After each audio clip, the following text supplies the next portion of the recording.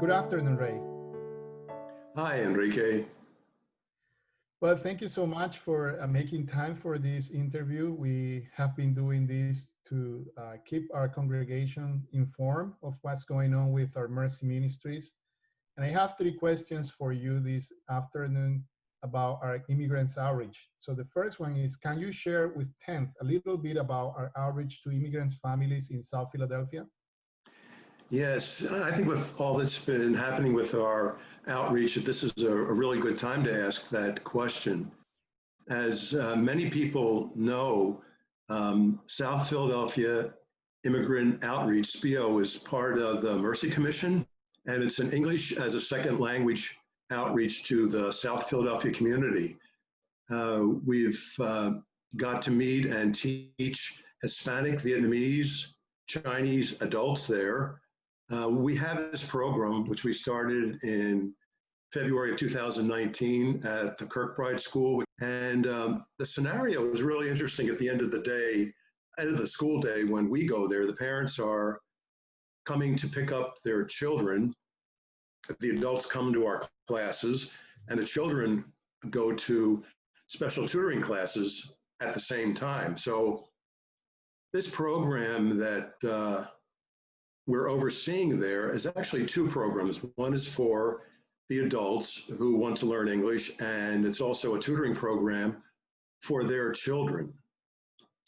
At the beginning of our time there, we've had from 15 minutes on up to a half hour of socializing, snacking. We've learned to sing God Bless America through doing some skits. We've taught the adults in English about what the idiom "keep your nose clean" means. And we've even laughed through a muted version of a classic I Love Lucy segment. Of course, most of our time there is for teaching English with emphasis on listening and speaking skills using ESL strategies. We try to, in our teaching, get the adults to talk to one another, to practice a lot. And I think that this brings up a sense of hope among the community there, because we want to instill in them that they can do this. And I have to describe a little bit about what our adults are like. They're friendly, teachable, enthusiastic, and I have to say that we share a lot of fun laughter together. Thank you so much. So I have a second question for you, Ray. So can you share how have we continued to minister to these families since the coronavirus outbreak? Yeah, and I'll back up a little bit with that. We returned to this program in January, the end of January of 2020. We had a contest right off. It was a contest to name the program. And the adults participated in it. And they came up with the acronym SPEAK, which stands for South Philadelphia English at Kirkbride. So we thought that that really captured the essence of why we're there, at least English language-wise. We had an abrupt ending to our program on March 10th. A few days after that, the schools closed, and we had a discussion with SPIO, the South Philadelphia Immigrant Outreach Committee, in consideration of offering an online ESL program for 7 weeks. And they said yes, and we went ahead with it. We have a core of 6 10th volunteers, and we're working with ESL library digital curriculum that I mentioned a while back. We learned to manage Hangout.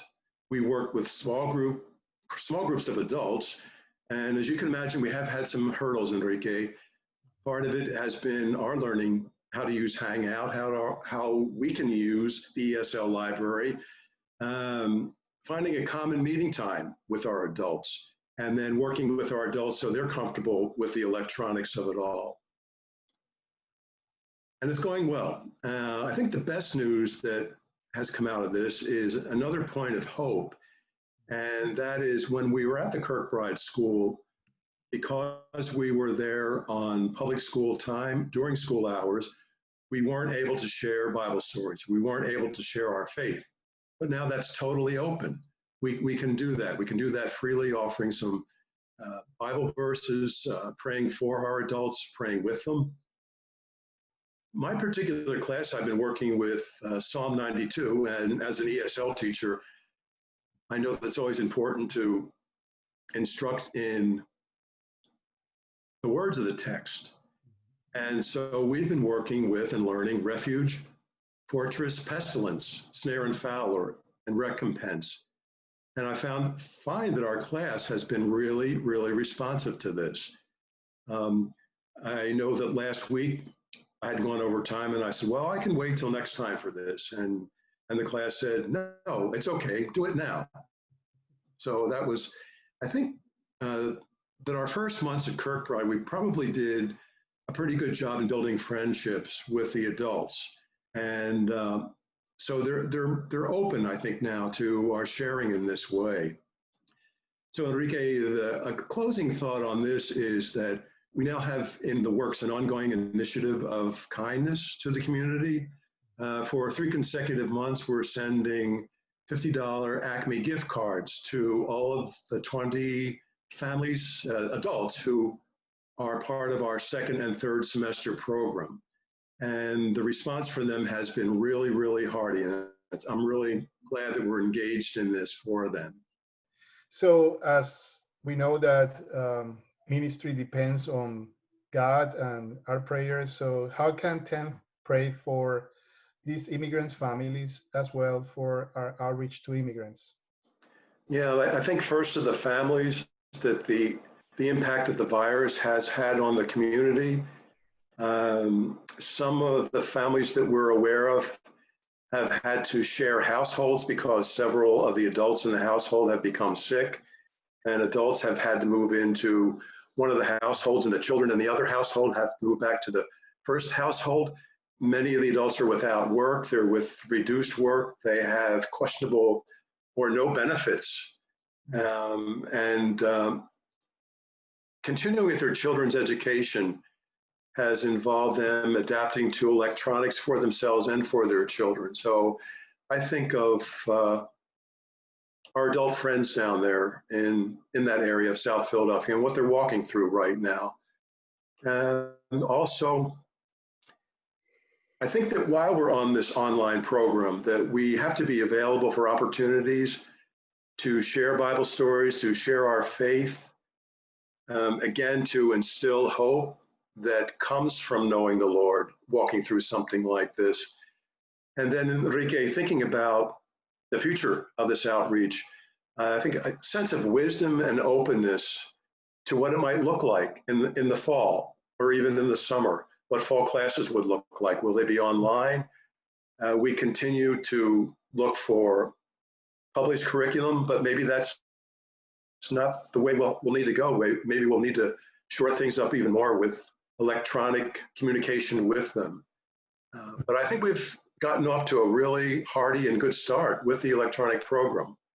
And our adults are responding well to it. I have to mention, just as in closing here, that it's taken us quite a few weeks to get the program up and started. We had 3 of the 10th volunteer teachers begin about 4 weeks ago. And now we have, within the next week, another wave of 3 other teachers and students. Teachers are from 10th, beginning another wave of these online offerings. So the need for prayer is certainly ongoing. Well, thank you so much, Ray. And I want to take this opportunity to thank you for leading this ministry, for your commitment, and also to thank all the volunteers and people that has been serving faithfully. Certainly, we will be praying for you for the ministry. Thank you so much, Ray. You're welcome, Enrique. Have a good day. Good day to you.